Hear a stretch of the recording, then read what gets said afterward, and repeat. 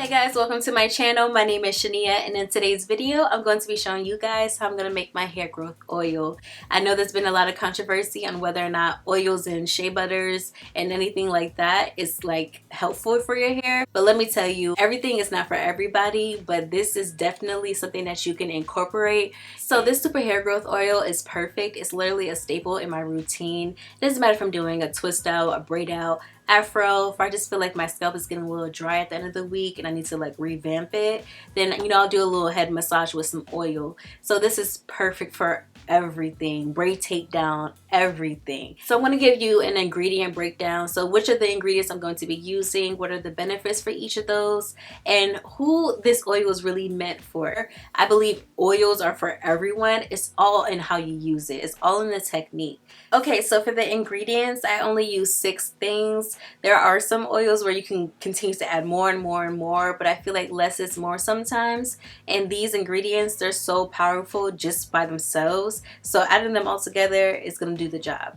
So I'm going to start with the powders. So the first herb is brahmi, and that is a staple plant in Ayurvedic medicine. And I love brahmi. You can even consume it. It has so many great benefits. So let's get into that. Boosts brain function and alleviate anxiety and stress. And also it has powerful antioxidants. So they protect against cell damage. And this also reduces inflammation in the scalp. And with all that being said, it promotes a healthy scalp and therefore increases hair growth.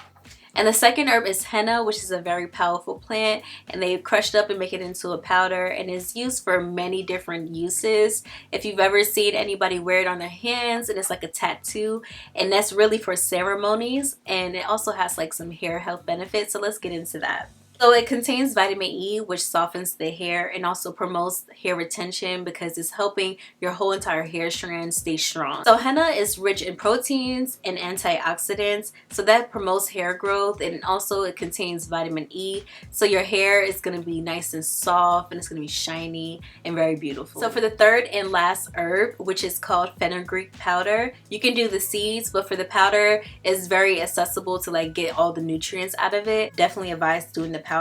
It fights dandruff and revives damaged hair and controls scalp inflammation and adds shine. So this is like the ultimate powder for hair growth. So if you're struggling with some dandruff, inflammation, any type of scalp issues, then you definitely want to look into using fenugreek into your oil, because this is going to be so beneficial. All of these things are beneficial for the scalp, but fenugreek is really going to be the #1 thing you want to add inside this oil.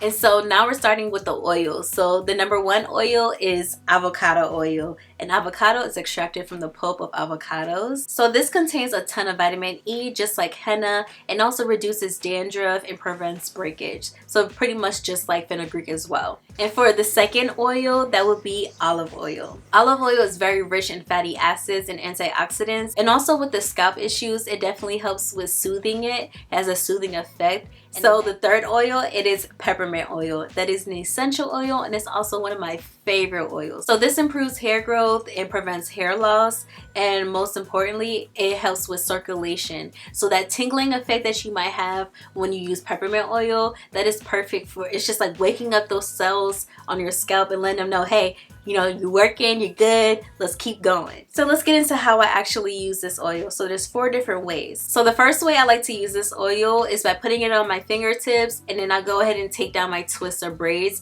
You'll see me in all of my twist out, braid out videos. You'll see me using oil to take down the twist. So #2 is when you just feel like your hair is a little dull looking. So you just add some oil to your fro, add some oil to your braids, your twists, whatever. You just add a little bit of oil on your hands and you just slather it through, and your hair will be so soft and you'll feel like your hair is conditioned. So that's why I love using oil on my hair towards the end of the weeks, just to make sure everything is going good with it.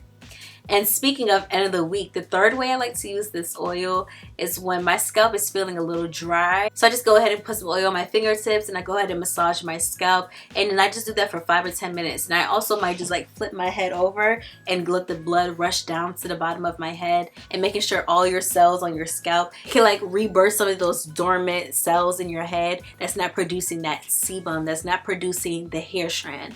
So I definitely encourage you to do that. And the last way I like to use this oil is sometimes I might feel like I need a hot oil treatment. So my hair is very brittle, it's very dull. So I'm just like, I might just do it as a pre-poo. Just oil my strands and then twist it up, go to the next section. So there has been a little bit of controversy on whether or not oils and butters are actually effective in the natural hair community. And I would say this, not everything is for everybody.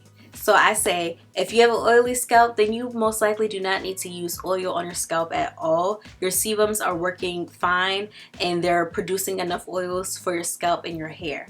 If you have dry scalp, then this is something that you might want to incorporate into your routines and incorporate into your weekly routine, making sure that your scalp is hydrated and is nourished. For me, I have dry scalp. I don't have an excessive dry scalp to where I have flaking and dry patches, but I definitely don't have enough oil to where it's nourishing my whole entire head and it's nourishing all my hair strands. So let's get into how I actually make this oil. Alright guys, so let's get into making this oil. So of course, mason jar and a spoon. So I'm going to put the fenugreek powder, 3 big spoonfuls. All of the herbs were 3 big spoonfuls. And the neat thing about this type of henna that I have in that bag, it has like many different herbs in it. It has like amla, shikakai, and then it has like brahmi. Just want to make sure those herbs are nice and mixed up before you add your oils. And then you just do half cups of each and then you just keep filling it up until you get to the top. And then you can start adding your peppermint oil, which I would say you need about 10. So I did 3 initially, then I added 3 again, and then I added 3 after the oil was actually settled and everything was good with it. And you can also add other essential oils just to get the smell a little bit better because it is a very strong earthy smell. And here I just added some hot water into a pot and let it sit for about 3 hours. So it's been about 4 days and now it's time to go ahead and get that oil into a bottle so I can start applying it. I've been walking past it and just watching it settle more and more each day. It takes about 4 days. But you know, I've noticed that my hair grows a lot thicker and my hair stays a lot stronger, so like less hair falls out. So I couldn't find my funnel, so I'm putting it into this cup and then I'm going to transfer it over to the bottle and then I can start using it. If you have a funnel, then you could definitely use that, but if not, you can definitely just use a cup and just pour it in. And just wanted to demonstrate how nourishing and moisturizing this oil is.